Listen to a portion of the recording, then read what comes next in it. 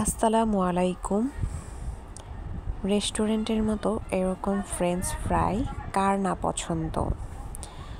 এরকম French fry বাড়িতে থাকা আলু দিয়েই আপনি তৈরি করে নিতে পারেন খুব সহজেই।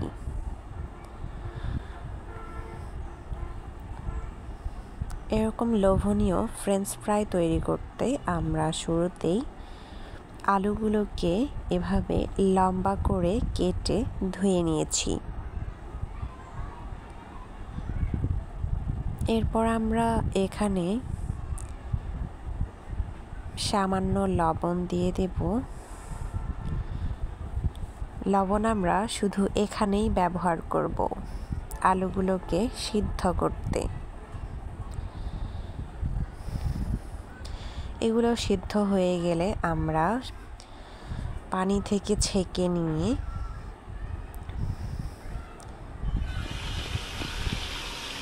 এভাবে তেলের মধ্যে দিয়ে ভেজে নেব যতক্ষণ না বুদবুদ ওঠা বন্ধ হয়ে যায়।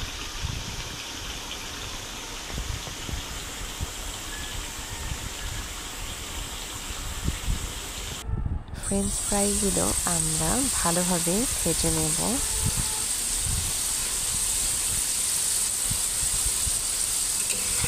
ডুবো তেলে ফ্রেঞ্চ ফ্রাই ভাজলে এরকম হয়, খেতে অনেক মজা হয়। এখানে আমরা মাঝে মধ্যে নেড়ে চেড়ে দেব। আমাদের ফ্রেঞ্চ ফ্রাই তৈরি। দেখুন কতটা সুন্দর হয়েছে ফ্রেঞ্চ ফ্রাইগুলো, অনেকটা লোভনীয় স্বাদের হয়েছে। আমরা বাড়িতেই এভাবেই ফ্রেঞ্চ ফ্রাই তৈরি করে থাকি। আপনারাও বাড়িতে এভাবে ফ্রেঞ্চ ফ্রাই তৈরি করে দেখতে পারেন।